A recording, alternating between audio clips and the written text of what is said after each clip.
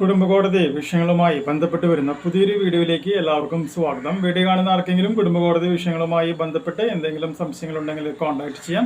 WhatsApp number +91 79 94 97 14 19. ഒരു വട്ടം വിളിക്കാനുള്ള കൺസൾട്ടേഷൻ ഫീസ് 500 രൂപ ഗൂഗിൾ പേ ചെയ്യും. ഈ വീഡിയോയിൽ നമ്മൾ ഡിസ്കസ് ചെയ്യാനായിട്ട് പോകുന്നത് ലിവിങ് റിലേഷൻഷിപ്പുമായി ബന്ധപ്പെട്ട് വന്നിട്ടുള്ള ലേറ്റസ്റ്റ് ആയിട്ടുള്ള ഒരു കോടതി വിധിയെ കുറിച്ചിട്ടാണ്. അതായത് ഏതെങ്കിലും ഒരു സിറ്റുവേഷനിൽ നമുക്കറിയാം, ഭാര്യ ഭർത്താവും തമ്മിൽ അഭിപ്രായ വ്യത്യാസം ഉണ്ടാകുന്ന സിറ്റുവേഷനിൽ ഈ കേസിൽ എന്ത് സംഭവിച്ചെന്ന് വെച്ചിട്ടുണ്ടെങ്കിൽ അഭിപ്രായ വ്യത്യാസം ഉണ്ടായി.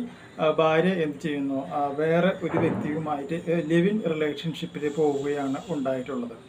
ഓക്കെ, അപ്പോൾ അതിൻ്റെ ഭാര്യ പറഞ്ഞ ന്യായീകരണം എന്താണെന്ന് വെച്ചിട്ടുണ്ടെങ്കിൽ ഇന്ത്യൻ ഭരണഘടനയിലെ ആർട്ടിക്കിൾ 21 പ്രകാരം നമുക്ക് ഇഷ്ടമുള്ളതൊക്കെ ചെയ്യാൻ പറ്റുമെന്നൊക്കെയാണ് അവർ പറഞ്ഞത്. പക്ഷേ ആർട്ടിക്കിൾ 21 കൃത്യമായി പറഞ്ഞിട്ടുണ്ട് നമുക്ക് ഇഷ്ടമുള്ള കാര്യങ്ങളൊക്കെ ചെയ്യാം. പക്ഷേ ആ പറയുന്ന കാര്യങ്ങൾ മുഴുവനും നമ്മുടെ ഇന്ത്യയിലുള്ള നിയമങ്ങളെ അനുസരിച്ചിട്ടുള്ള കാര്യങ്ങൾ മാത്രമേ ചെയ്യാൻ പറ്റുകയുള്ളൂ എന്നുള്ളതും കൂടി അത് കൃത്യമായി പറഞ്ഞു വെച്ചിട്ടുണ്ട്. അപ്പോൾ എന്ന് പറയുകയാണെന്നുണ്ടെങ്കിൽ ഭർത്താവിനെയും കുട്ടികളെയും ഉപേക്ഷിച്ച് വിവാഹിതയായ ഒരു സ്ത്രീ കുടുംബകോടതിയിലെ ഡിവോഴ്സ് കേസ് പെൻഡിങ്ങിനായി നിൽക്കുന്ന ഒരു സിറ്റുവേഷനിൽ അവരെന്തല്ല, ഭാര്യയും ഭർത്താവും തമ്മിൽ ലീഗലി വേർപ്പെട്ടിട്ടില്ല.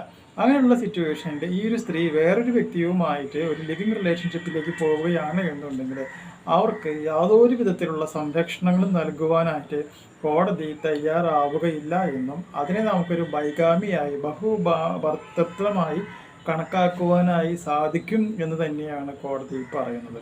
അതുകൊണ്ട് തന്നെ ഈ സിറ്റുവേഷനിൽ പെട്ട് ബുദ്ധിമുട്ടുന്ന ഏതെങ്കിലും ഭർത്താക്കന്മാരുണ്ട് എന്നുണ്ടെങ്കിൽ തീർച്ചയായും നിങ്ങൾക്ക് ഈ കോടതി വിധിയുടെ ആനുകൂല്യം കൈപ്പറ്റാം. അപ്പോൾ കോടതി പറഞ്ഞ പോയിന്റ് ഒന്നുകൂടി പറയാം, വിവാഹിതയായ യുവതിയുടെ ലിവ് ഇൻ റിലേഷന് സംരക്ഷണം നൽകാനാവില്ല എന്ന് തന്നെയാണ് ഇവിടെ കൃത്യമായി കോടതി പറഞ്ഞു വെച്ചിട്ടുള്ളത്.